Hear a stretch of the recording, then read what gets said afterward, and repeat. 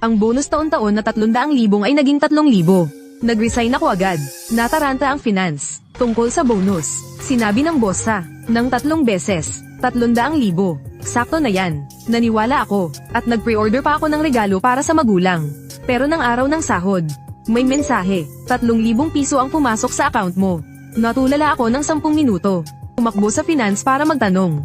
Sinasabi lang nila, 3,000 lang yan. Di ka sang-ayon. Aidmanda mo ko. Sige, hindi ako magdedemanda. Aalis na lang ako. Inabot ang resignation letter sa HR. Makalipas ang kalahating oras, tumawag agad ang chairman. Ano ginagawa mo? Kaka-approve ko lang ng 3 milyong annual incentive. Tapos magre-resign ka. Kalmado akong sumagot. Chairman, pakicheck muna sa finance kung gaano kalaki ang natanggap ko. Sa kabilang dulo ng linya, sandaling katahimikan. Sa proyekto ngayong taon, pangunahing ambag si Wenjing. Ang kanyang bonus taon-taon ay 300,000. Eksakto na yan. Congrats, Wenjing. Talagang generous ang boss. Binigyan ka raw ng kakapirang 300,000 minsanan. Salamat, si Wenjing ay pinagtiyagaan ang 3 buwan. Pinangunahan ng kanyang team para makuha iyong proyekto. At nagdulot sa kumpanya ng halos 100 milyong kita. Tama lang iyong 30,000 na bonus. Wenjing, pag nakuha na ang perang ito, ano ang gagawin mo? Sa perang ito, ang rayuman ng tatay ko. Pwedeng gumamit na ng mamahaling gamot. Ang matagal nang hinihiling ng nanay ko. Na matalinong massage chair. Pwedeng nang mabili. Sa mismong araw ng sahod. Babarilin ko na. Sana all ka talaga. Xiao Wen, magtrabaho ka ng maayos. Sa susunod na taon, ia-applyan kita ng mas mataas. Salamat, Supervisor. Magpupunyagi ako. Ang savings account card na nagtatapos sa 2,334. Noong 1532 ay nagkaroon ng deposit. Pamapalo sa 3,000 yuan. 3,000. Hindi ba sinabing 300,000? May tanong. Ate Lee, gusto ko lang itanong tungkol sa bonus. Ang text notification ko, 3,000 lang ang natanggap. Oo, 3,000 lang talaga. Pero, ang chairman sa meeting ay sinabi na 300,000. Ang chairman ay nagsabing 300,000, pero ang approval form na napunta sa akin ay 3,000. Ang pera ng kumpanya, dapat sundan ng proseso. Kami lang ang pumipirma, hindi tao. Sino ang pumirma sa approval form? Gusto ko lang makita. Ito ay panloob na dokumento ng kumpanya. Wala kang karapatang tumingin. Sige, huwag ka nang abala sa trabaho ko. 3,000 lang. Kung ayaw mo, aidmanda mo ako. Sige. Naiintindihan ko na. Sige, ayoko nang magsampa. Aalis na ako. Pasok. Xiao Wen ano yun? Ano itong ginagawa mo? Resignation. Xiao Wen, dahil ba ito sa year-end bonus? Huwag kang padalos-dalos. Malaki ang kumpanya. Mahirap iwasan ang maliliit na pagkakamali. Huwag kang mag-alala. Mamaya, tatanungin kita para sa'yo. Director Leo, hindi ito pagkakamali. Ito ay issue ng ugali. 3 buwan akong nagtrabaho. Kumita ng 100 milyon para sa kumpanya. Sa huli, 3,000 piso lang ang halaga ko. Xiao Wen. Alam kong nasasaktan ka, pero isipin mo, ang tagal kang pinalaki ng kumpanya. Hindi biro yan. Bata ka pa. Dapat pang matagalang pananaw. Hindi lang sa panandali ang pakinabang. Pinalaki ako. 3 taon akong nasa kumpanya. Nag-alaga ng 5 intern. Ilang report ang sinulat ko. Nasa pangalan mo nakapirma. Noong nag-overtime ako, nasaan ka? Ngayon, kinakausap mo ako tungkol sa pagpapalaki. Wenjing, huwag mong isipin na kailangan mo kami. Akala mo ba kung wala ka, hindi natatakbo ang kumpanya? Sasabihin ko sa'yo. Ang mga gustong pumalit sa'yo. Marami sa labas. Maganda yan. Maglalaan ako ng pwesto para sa kanila. Narito ang resignation letter ko. Kung aprubahan mo o hindi, bahala ka. Sobra ka na. Akala mo kung sino ka. Umalis ka. Kapag umalis ka, huwag ka nang umasang makakabalik. Gong Wen, hinahanap niyo po ba ang CEO? Pasensya na po. Pakilipat po ito sa chairman. Liham ng pagbitiw. Siya ang pangunahing teknikal na haligi ng kumpanya. Bakit siya magre-resign? Sige po, Gongwen.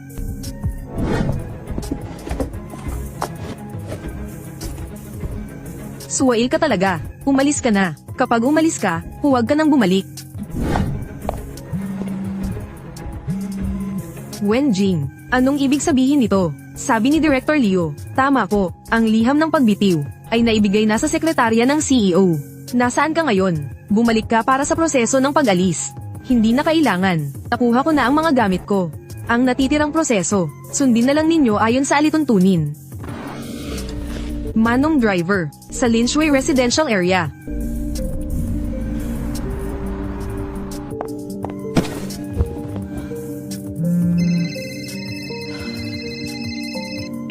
Hello, si Wenjing ba ito?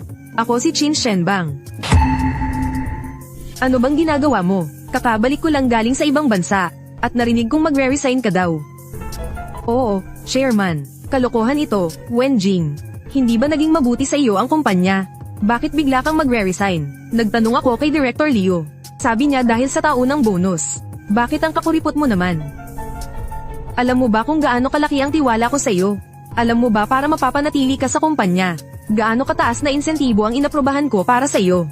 Nag-aproba lang ako ng 3 milyon taunang insentibo para sa iyo. At magre-resign ka. Baka nagkakamali kayo. Kung ang inaprobahan ng chairman ay 3 milyon, sa aking 300,000, sa anong bahagi ito naging 3,000? Chairman, mangyaring tanungin muna ang inyong finance department, at ang iyong direktor. Gaano ba talaga ang natanggap ko? Naiintindihan ko na, Wenjing, panatilihing nakaon ang iyong cellphone. Huwag kang pumunta saan man. Manatili ka lang sa bahay at maghintay.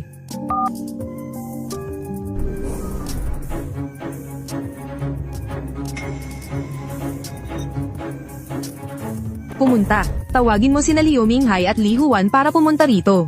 Ngayon din. Agad. Opo, Chairman.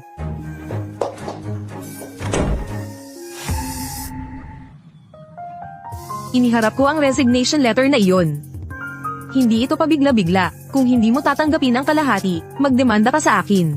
Ito ay pagkatapos ng malalimang pagsasaalang-alang. Ang pinakatamang desisyon. Kumusta? Ito ba si Wenjing, Binibining Wen? Oo, ako nga. Binibining Wen, kumusta? Ako ay mula sa Chonji Group. Pinuno ng departamento ng headhunting, pangangalap ng tauhan. Ang pangalan ko ay Fang Ping. Chonji Group, hindi ba iyon ang dating kumpanya ko? Ang pinakamalaking kakumpetensya sa loob ng bansa.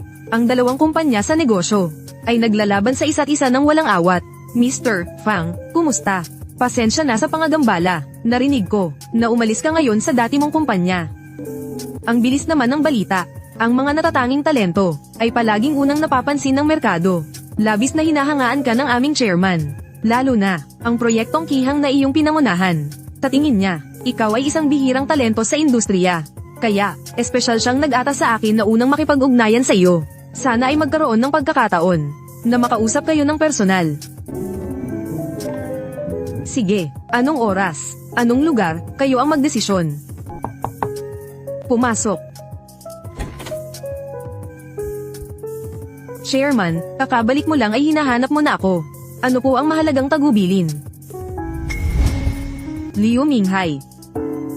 Tatanong kita, tungkol sa taunang bonus ni Wenjing, anong nangyari? Chairman, alam ko to. Yung batang yun, dahil sa taunang bonus, nagumpisa mag-emosyonal, napagsabihan ko na siya. Mga kabataan, pabago-bago ang isip. Masyadong nagmamalasakit sa personal na kapakanan. Huwag kayong mag-alala, tatanong kita, magkano ang ibinigay na bonus? Ibinigay, 3,000. HMP.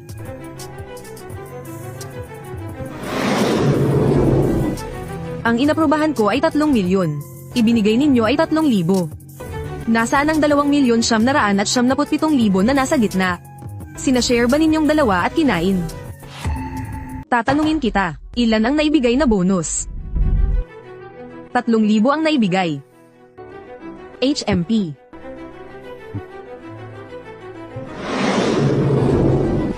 Ang inaprobahan ko ay 3 milyon. Nagbigay kayo ng 3,000. Saan napunta ang nasa gitnang 2,997,000? Hinalo ba ninyong dalawa at kinain? T 3 milyon. Paano naman mangyayari iyon? Akala ko ang sinabi ng chairman ay 300,000. Akala ko 300,000 lang. Hindi ko inaasahan na 3 milyon pala. Ang paglustay ng ganyang kalaking halaga ay may kaparusahang pagkabilanggo. Magsalita kayo, nasaan ang pera? Chairman, nagkamali ako. Nabulag ako ng kasakiman. Ako po ang may gawa. Ako po ang nakakita na inaprubahan ninyo ang malaking halagang ito. At biglang nagkaroon ng kasakiman. Kaya ko po binago ang aprobasyong dokumento. Nakipag-ugnayan ako kay Li Juan. At pananggakuan siya ng 30% bahagi. Kaming dalawa ay gumawa ng peking dokumento na 3,000 lang. At inilipat ang malaking halagang iyon sa aming personal na bangko. Chairman, wala po akong kinalaman dyan. Si Direktor Liu po ang nagpilit sa akin na gawin iyon. Sabi niya kung hindi ako makikipagtulungan, hahanap siya ng paraan para matanggal ako. Ako po, pinilit lang po ako. Legal department ba ito? Dalhin ang mga tauhan ninyo. At pumunta sa aking opisina. At saka tumawag sa pulis. May empleyado ng kumpanya na inaakusahan ng pandarambong sa tungkulin.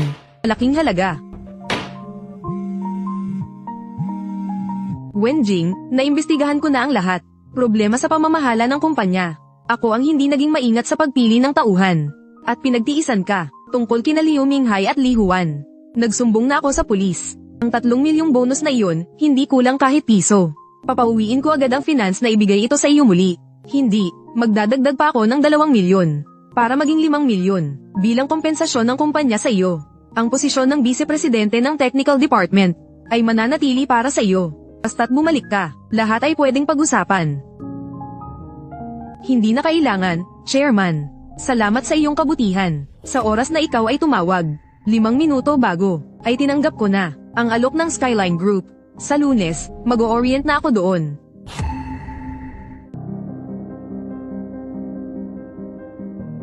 Presidente, pagod ka ba? Gusto mo bang magpahinga? Nawalan kami ng isang pinuno na maaaring magdala ng kumpanya sa susunod na dekada. At lahat ng ito ay nagmula sa ninakaw na 2,997,000 piso. Ang talamak na kabalintunaan, 5 milyon. Ang posisyon ng Vice-Presidente. Kung ito ay isang araw bago, ako ay maaaring matuwa at hindi makatulog. Ngunit ngayon, ang sirang salamin ay hindi na maayos. Ang natapong tubig ay hindi na maibabalik. Kapag may mga bitak na nabuo, hindi na ito kailanman maayos. Ginang, Gwen, magandang araw, Ji-Fang. Napag-isipan ko na, tinatanggap ko ang alok ng Skyline Group.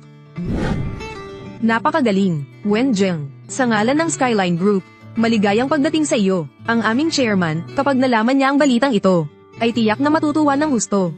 Tingnan mo, ang kontrata at mga papeles ng pag-hire. Kailan tayo pwedeng mag-asikaso? Mas mabilis, mas mabuti. Sa Lunes, maaari na akong magsimula. Walang problema, talagang walang problema. Pa. Ang inyong anak na babae ay magkakaroon ng mas magandang kinabukasan. Narinig mo na ba? Umalis si Engineer Wen. Hindi lang basta umalis, sabihin pa, pumunta sa katunggali ng ating kumpanya, Skyline Group. Totoo ba iyon? Sina Liu Minghai at Li Juan ay nasangkot sa problema. Dumating na ang pulis, inalis mula sa opisina. Diyos ko, ano ba talaga ang nangyari? Sa pulong ng chairman, ipinang akong 300,000, pero ang aktwal na natanggap ni Engineer Wen ay 3,000. Ang natitira ay ninakaw ni Liu at Li. Nagalit ang chairman. Kaya diretsyong ipinakulong ang dalawa. Kaya naman umalis si Engineer Wen. Kung ako iyon, ganoon din ang gagawin ko. Tama nga, nakakasunok ng puso, nagpapakahirap ka para sa kumpanya. Ang kinikita mo, napupunta lahat sa bulsa ng mga peste. Ang kumpanyang ito, bulok na, kahit ang pangunahing tauhan tulad ni Engineer Wen, ay ganyan ang trato. Kami namang mga ordinaryong empleyado. Ang mga bonus na ipinag-gate sa amin nitong mga nakaraang taon. Ang mga nagawang inagaw, ilang pa kaya? Chairman, ang proyektong kihang ng Departamento ng Teknolohiya ay tuluyan ng huminto. Ang bagong hinirang na Assistant General Manager Wang sa iniwang kodigo ni Wenjing at mga teknikal na dokumento ay hindi kayang ayusin. Isang buong hapon na pulong. Ang pangunahing luikan ng pagpapatakbo ay hindi naintindihan at 2 pangunahing tauhan ng proyekto ng kihang nagsumite ng resignation letter kaninang umaga ay inalagaan ni Engineer Wen. Presyo ng bahagi ng kumpansa ngayon pagkatapos magbukas. Bumagsak ang net, bumagsak na ng halos 5 puntos. Tumawag din ang mga investor. Nagtanong tungkol sa kalagayan ng negosyo ng kumpansa. Walang kwenta lahat. Marami kayong tao na inaalagaan, pero walang makakapantay kay Wenjing. Aalis siya, hindi na ba iikot ang buong kumpansa? Si Wenjing ay ang taong sumusuporta sa kalahati ng teknolohiya ng kumpansa. Ngayon ang pundasyong ito ay sapilitang pinalayas mismo ni Qin Shenbang. Ngayon sinisisi ang amin, tapos na ang pulong. Pangulo ng Lupon. Pakiusap, tanungin muna ang inyong finance officer at ang inyong director kung gaano karami ang aktwal kong natanggap.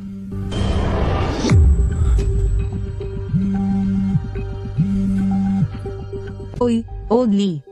Old Qin, narinig ko na umalis si Wenjing. Oo, totoo iyon. Old Lee, makinig ka sa paliwanag ko. Hindi na kailangan ng paliwanag. Ininvest namin ang tao na si Wenjing, ang kanyang team, ang kanyang proyekto sa Kihang. Ngayon na umalis siya, at tumigil ang proyekto, pinag-aralan ng board namin at nagdesisyon. Opisyal na bawiin ang puhunan. Dagdag pa, narinig ko na pumunta siya sa Chonji Group. Sa hinaharap, maaaring magkaroon kami ng mas malalim na ugnayan sa Chonji Group.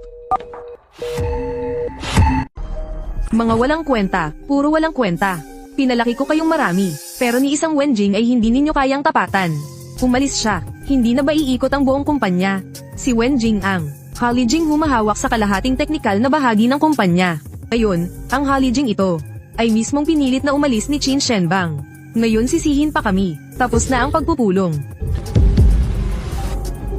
Chairman, mangyaring tanungin muna ang inyong finance department at ang inyong direktor. Gaano ba talaga ang natanggap ko?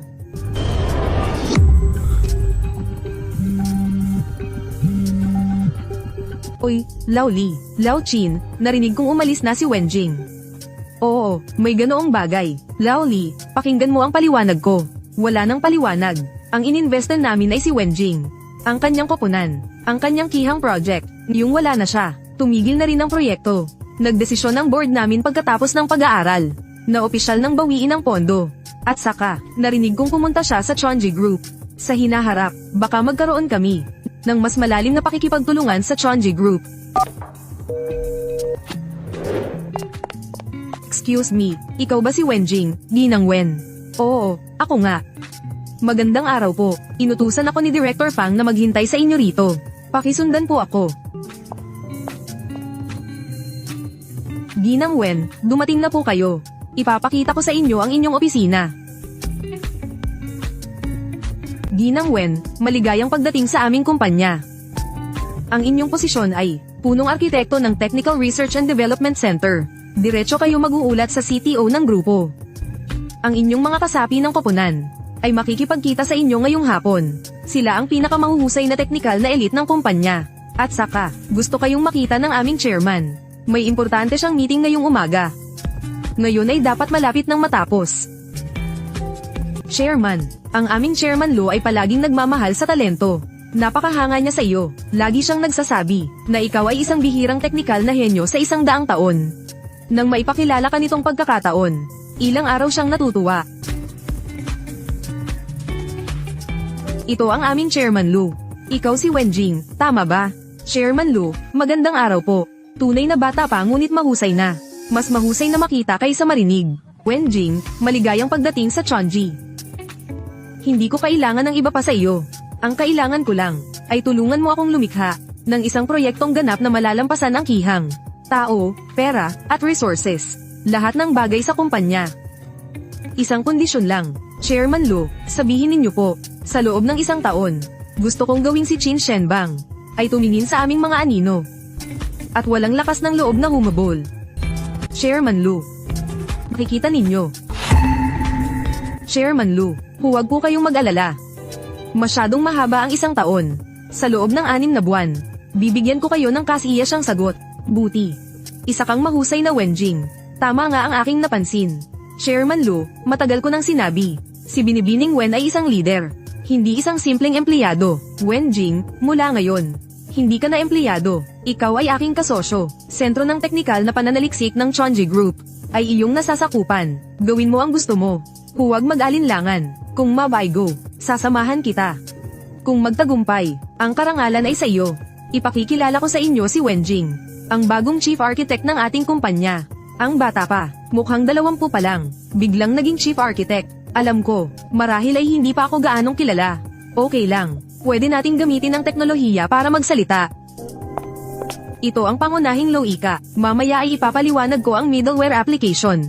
Hanggang sa disenyo ng tuktok, mula sa datos hanggang algorithm model, hanggang sa karanasan ng user.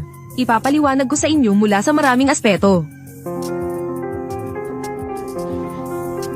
Gongwen, ang proyektong ito. Ano ang pangalan nito? Ang tawag dito ay Kihang. Ang aming layunin ay ang lumikha, isang kalangitan na para sa atin.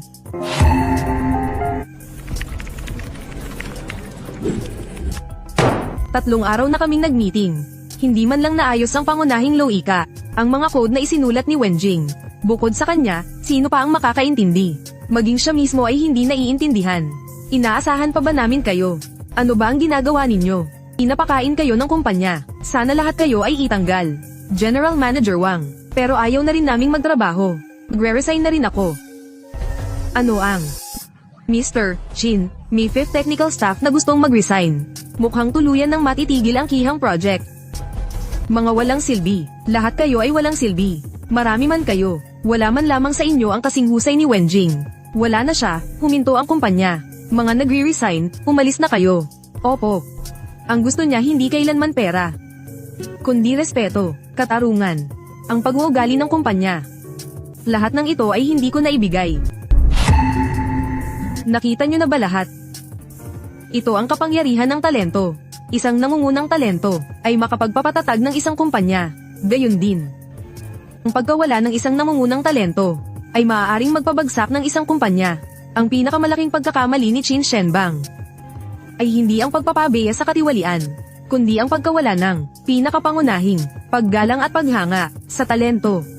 Ang kanyang pagkabigo ay itinalaga na mula sa sandaling kanyang pinutol ang bonus ni Wenjing. Wenjing, nakikita ang kasalukuyang kalagayan ni Qin Shenbang. Ano ang nasa isip mo? Iniisip ko, buti na lang umalis na ako. Ha ha ha, mabuti iyan. Ha ha ha. Kung gayon, ano ang plano mong gawin? Ang ating proyektong Kangkyong, paano na ang pag-usad nito? Tingnan. Ang isang buwang ito, halos lahat ng miyembro ng koponan ay kumakain at natutulog sa kumpanya. Nasakop na natin ang pinakamahalagang teknikal na hadlang. Ano ang pinakakinakailangan ng kumpanya ni Qin Shenbang ngayon? Ay ang bagong proyekto na makapagpabago ng sitwasyon. Tayo ay magbibigay ng pinakamabigat na dagok sa kanya. Sa oras na pinakanangangailangan siya ng pag-asa. Gusto kong makita ng lahat ng mamumuhunan kung sino ang kinabukasan ng industriyang ito. Minumungkahi ko, sa susunod na Lunes ay idaos ang product launch. Sa buong mundo, ipapakita ang ating tiyan yan. Sige, gawin na natin iyan. Ang product launch. Ako mismo ang mamumuno. Ipapakita ko kay Qin Shenbang. Sa lahat ng tao, ay makikita, ang aking Chonji Group, ay nakakuha ng isang pambihirang talento. Ang kanyang nawala, sa huli, ano nga ba? Ang isang kinabukasan.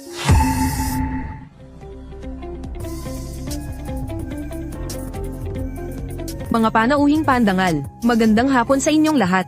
Maligayang pagdating sa Chonji Group's Future Launch. Ngayon, hindi natin pag-uusapan ang nakaraan. Hindi ang kasalukuyan. Ang tatalakayin lang natin ay ang kinabukasan. Isang kinabukasang pinapagana ng datos at tinatahak ng katalinuhan. Isang bagong kinabukasan. At ang susi upang buksan ang kinabukasang ito ay nasa kamay ng isang batang henyo. Siya ay minsang naging hiyas ng industriya. Ngayon, siya ay sumisikat sa Chonji. Maligayang pagdating, ang punong taga-disenyo ng Kangkyong Project. Punong arkitekto, Ginang, Wenjing. Wenjing, ang kaluluwa ng Kihang Project.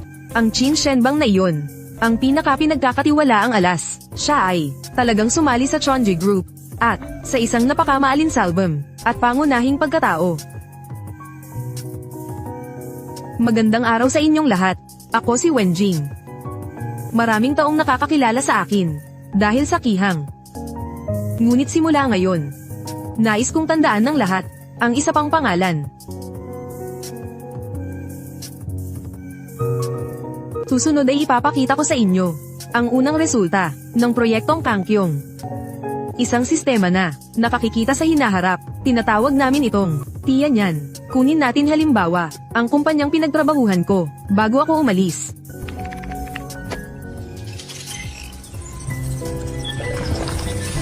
Ang conclusion ng hula, sa loob ng susunod na buwan, ang kumpanyang iyon ay haharap sa malaking krisis sa operasyon dahil sa paghinto ng pangunahing teknolohiya, pag-alis ng mga talento, at pagkaputol ng pondo, payo na agad na likidahin.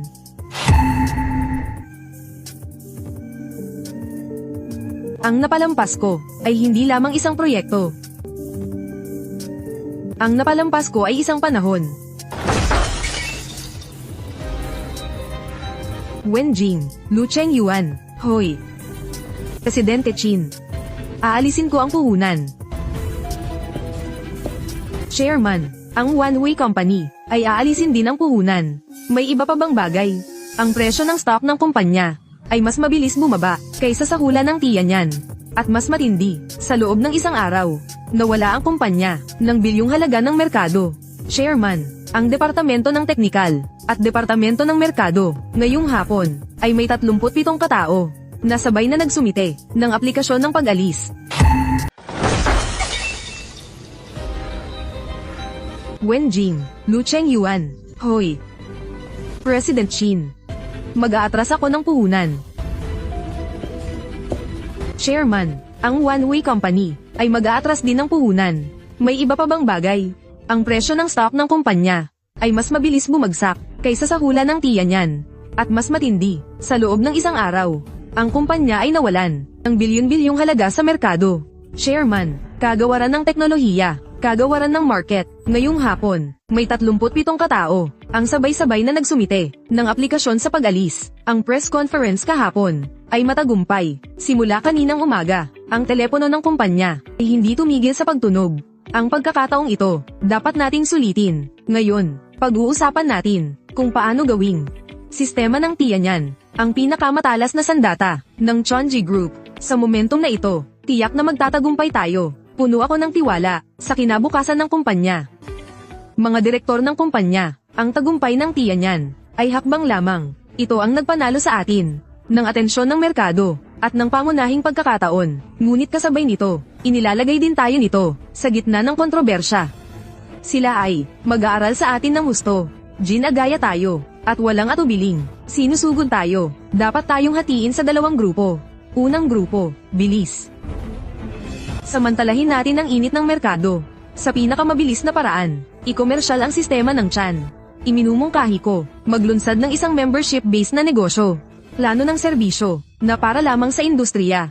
Pinakatanyag, 100 kumpanya ang bukas. Gagawin natin, ang mga kumpanyang makakakuha ng serbisyo ng Chan ay magiging mga pinuno ng merkado, at ang mga kumpanyang hindi makakakuha ay makakaramdam ng matinding pagkabalisa.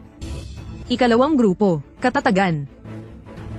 Chan ay ang mga mata lamang ng planong Kangkyong. Ang ating tunay na core ay ang utak at katawan ng Kangkyong. Susunod, ang aking koponan ay papasok sa isang fully enclosed development state. Kailangan nating sa pinakamabilis na oras kumpletuhin ang sistema ng Kangkyong. Mga susunod na module, kailangan ko ng kumpanya ng pinakamalaking suporta, tao, pera, mapagkukunan. Lahat ay gusto ko ng pinakamahusay. Dahil ang ating kalaban ay malapit ng hindi na si Qin Shenbang. Ang ating kalaban ay ang mga mula sa Silicon Valley, international tech giants. Ang paglitaw ng Chan ay naabala na sila. Naniniwala ako, ang kanilang ganting atake darating na agad. Simula ngayon, lahat ng resources ng Skyline Group ay i-allocate sa proyekto ng Chonggiyong. Ano ang kailangan mo? Ibibigay ko kung ano. Ikaw lang ang gusto ko. Samahan mo kami. Manalo sa digmaang ito. Engineer Wen, ang Sky Eye System ay nakita lang isang kakaibang agusin ng datos. Sabihin mo, kahit na naharang namin, pero ang antas ng teknolohiya ng kalaban ay napakataas, sobrang taas, na sa tingin ko ay nakakatakot. Hindi, ito ay tiyak na hindi karaniwang pag-atake ng hacker. Ito ay isang organisadong pagsubok na may malinaw na teknikal na tatak ng pag-atake. Matrix Data sa internasyonal ay sikat na higanteng teknolohiya. Nakilala din sa pagiging mapang api at walang pinipiling paraan na malaking peteng sa industriya. Maaari bang siya ito, ipaalam sa lahat ng miyembro ng team, kanselahin ang bakasyon, bumalik agad sa posisyon, sabihin sa kanila na ang tunay na bagyo ay nagsisimula pa lang ngayon. Nakumpirma ba ang pagkakakilanlan ng kalaban? Nakumpirma na Matrix Data. Ganoon nga, tama, Matrix Data Company, ang hindi nakoronahang hari ng pandaigdigang teknolohiya. Isang kumpanya na sumasaklaw sa hardware at software, artificial intelligence at iba pang mga larangan. Napakalaking nilalang. Ang kanilang teknolohiya ay nangunguna sa panahong ito ng hindi bababa sa 5 taon. At ang kanilang estilo ng pagkilos ay kilala sa pagiging mapang api at walang awa.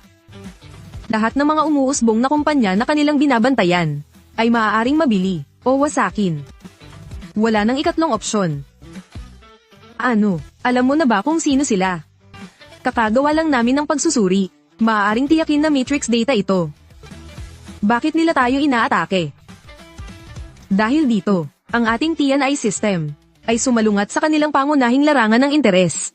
Hindi nila pinapayagan sa mundong ito na magkaroon ng anumang teknolohiya na maaaring hamanin ang kanilang hegemonya. Hindi ito isang pagsubok, ito ay isang deklarasyon ng digmaan. Gusto nilang sabihin na madali tayong talunin. Matrix Data, napakalakas din ng kalaban. Napakalakas na nakakadama ng kawalan ng pag-asa. Wenjing, natatakot ka ba? Natatakot, hindi. Excited lang ako. Sila ay mga higanti, pero ang mga higanti ay hindi imposibleng talunin. Mayroon silang kanilang kayabangan, at ang kayabangan ng pinakamalaking kahinaan nila. Ang kasaysayan ay isinulat ng mga humahamon. Ngayon ay turn na natin. Dadagan tayo ng durog, o tatatak sa kanilang mga bangkay. Ang sasakay sa trono. Wenjing, ako ito. Maaari ba tayong magkita? May mga bagay ding dapat natapusin. Oo, sa tihaw sa baba tayo magkita.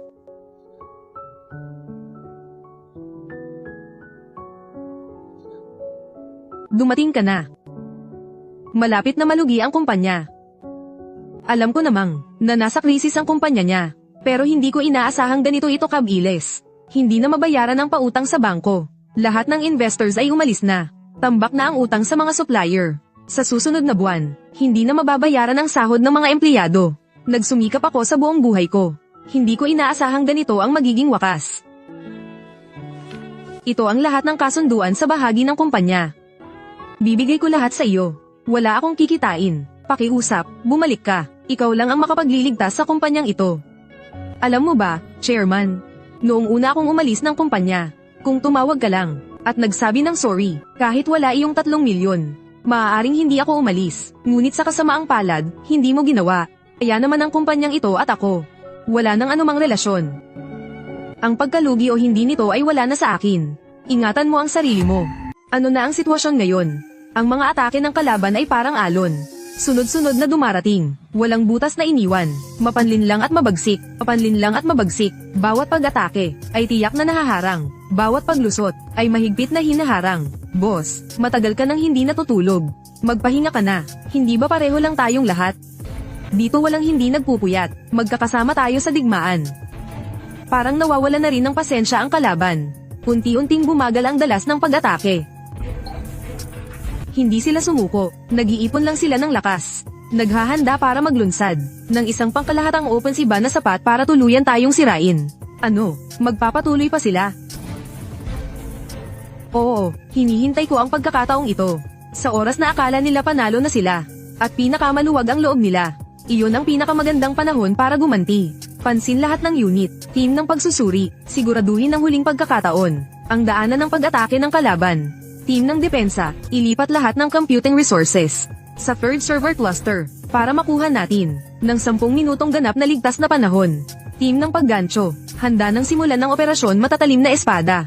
Target, sentro ng datos ng kalaban sa Hilagang Amerika. Pagkatapos ng utos, nag-iusang pagkakataon lamang tayo. Ang oras ng pag-atake ay hindi maaaring lumampas ng 3 segundo. Makalipas ang 3 segundo, kahit magtagumpay o hindi, dapat kaagad umatras. Wenjing, lahat ay handa na. Lalabas na ang matalim na espada.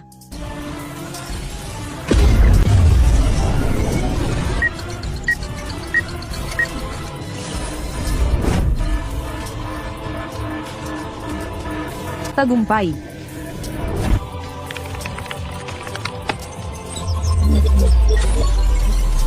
Napakagaling, nanalo tayo. Enjeng, gumawa ka ng himala.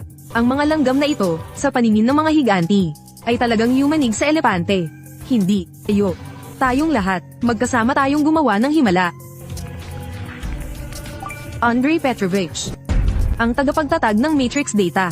Yung, nasa tuktok ng pandaigdigang pyramid ng teknolohiya. Parang Diyos na tao.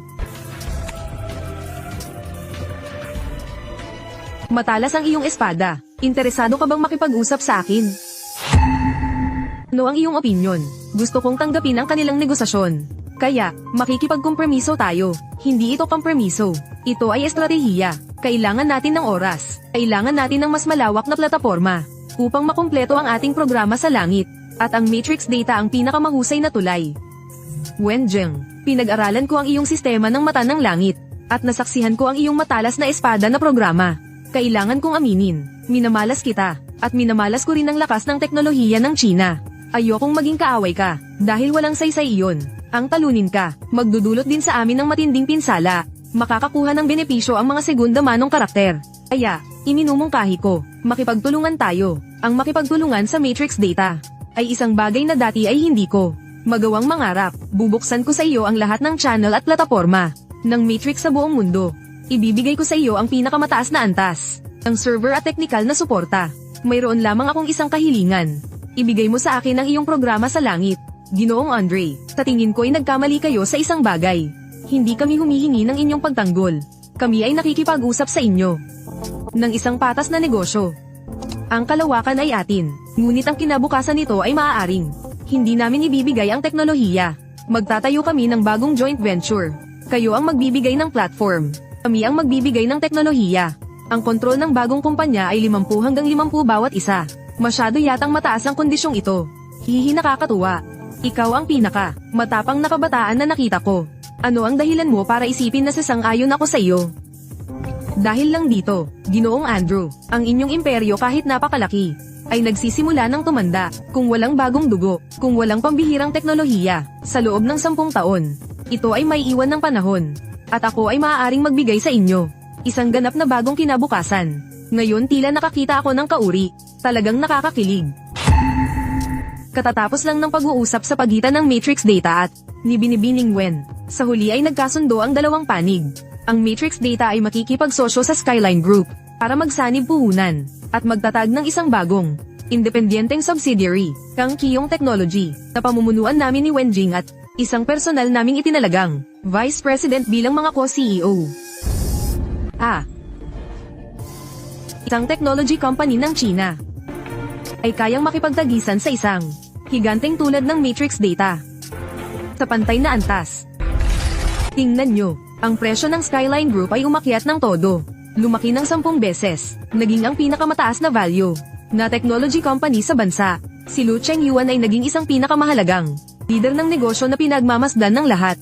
Ang pangalang Wenjing, tiyak na magiging isang bagong alamat sa mundo ng teknolohiya. Wenjing, nakatayo ka na sa antas na dati ko lamang maaaring pagmasdan. Hindi, Chairman Lu, kung wala ang tiwala at suporta ninyo noon, wala ang akin ngayon. Ako lang ang nakatapos ng nais ninyong gawin. Ngunit hindi nagawa. Lumipas ang 20 taon, at sa wakas ay nakamit na ninyo ito. Jingjing, dumidilim na ba dyan? Huwag masyadong magpagod sa trabaho. Ma, hindi ako pagod. Mas gumanda na ang rayuman ng tatay mo dahil sa bagong gamot. Araw-araw nakakapaglakad. Napakakomportable rin ng massage chair. Walang tinatawag na patas sa mundong ito. Ang respeto at posisyon na gusto mo ay sa sarili mo lang aasa. Kunin mo ito. Ang iyong halaga ay hindi tinutukoy ng iba, kundi ng sarili mo. Kasalanan mo ito lahat, kung hindi dahil sa iyo. Paano ako mapupunta sa ganitong kalagayan ngayon? 10 taon nasira na ang buhay ko. Kasinungalingan, noong hati-hati sa pera. Bakit hindi mo sinabi ito? Ngayong may problema na, kasalanan ko na lahat. Kayo dalawa, kung magsalita pa kayo. Babala, 1 beses. 3 milyon. Sino ang taong ito? Baliw-baliw. Qin Shenbang. Dati siyang malaking negosyante, dahil hindi nagbigay ng sapat na year-end bonus sa empleyado. Nag-resign ang mga tao. Na-bankrupt ang kumpanya. Nagka-depresyon. Hindi ko ito papayagan. Ang mga kawalan ng katarungan na aking naranasan sa kumpanyang aking itinatag ay muling naganap dahil alam kong lubos. Ang tao, ang sentro ng lahat, ay mas mahalagang yaman kaysa sa anumang teknolohiya, anumang plataporma. Ang module ng matalinong lungsod ng sistema ng Azimuth ay nakatuon sa paglilingkod ng datos sa tao. Kailangan nating bawasan pa ang oras ng pagtugon ng 0.3 segundo. Ang 0.3 segundong ito ay ang gininto ang panahon ng pagtugon sa emergency at pagliligtas. Presidente Wen, ang ating module ng matalinong transportasyon na nasubukan sa lungsod ng Ningzhou ay nagpababa ng kasiyahan ng 47% sa oras ng alboroto tuwing umaga. At naabot ang 99.2% na katumpakan ng babala sa aksidente. Ang lokal na pamahalaan ay nais na mirma sa amin para sa kooperasyon sa buong lungsod. Mabuti, abisuhan ng koponan na ihanda ang kumpletong plano ng implementasyon. Pagkalipas ng 3 araw, ako mismo ay pupunta sa Ningzhou para makipag-ugnayan. Presidente Lu, ang mga proyekto ng mga kabataang negosyante na aming sinusuportahan ngayong taon ay nasa 37 na matagumpay na naisagawa. Maraming mga negosyante ang nagsasabi na kayo ang nagbigay sa kanila ng pagkakataon na matupad ang kanilang mga pangarap. Ginawa ko lang ang dapat gawin bilang isang tagahanap ng talento. Nakilala ko si Wenjing at saka ko nalaman ang pagsisisi ng may talento na walang entablado. Ngayon, gusto ko lang bigyan ng pagkakataon ang mas maraming kabataan. Sa susunod na taon, palawakin pa ang saklaw ng tulong ng foundation. Tumuon sa pagsuporta sa mga kabataan na nagmula sa simpleng pamilya na may teknolohiya at ideya, lalo na ang mga babaeng manggagawa sa siyensya at teknolohiya. Gusto kong ang mas maraming tulad ni Wenjing ay makatayo sa entablado na para sa kanila. Sa mga nakaraang taon, tuloy-tuloy akong sumusulong, umakyat sa sunod-sunod na tuktok. Pero tila nakalimutan kung bakit nagsimula. Formal akong nagsumite ng aplikasyon sa Board of Directors para magbitiw sa posisyon bilang CEO ng Kangkyong Technology. Wenjing, ano ba ang sinasabi mo? Ikaw ang nagpalaki sa Kangkyong Technology. Ngayon ang kasagsagan ng tagumpay nito. Bakit ka aalis? Ang Kangkyong Technology ay parang anak ko. Ngayon ay malaki na siya. Mayroon ng matatag na sistema. Mayroon ng koponan na kayang tumayo ng mag-isa. Tiwala ako. Gusto kong bumalik sa buhay. Samahan ang aking mga magulang. Tingnan ang mundong ito, gawin ang mga bagay na lagi kong gustong gawin, pero walang oras para gawin.